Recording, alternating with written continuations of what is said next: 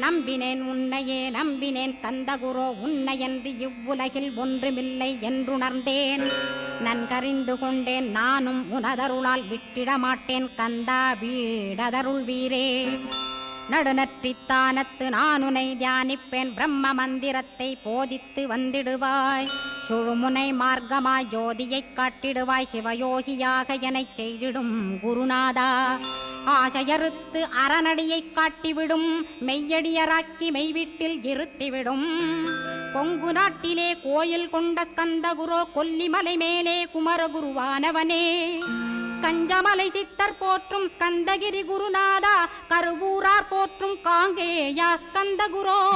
மருதமலை சித்தன் மகிழ்ந்து பணி பரமகுரோ சென்னிமலை குமரா சித்தர் கருள்வோனே.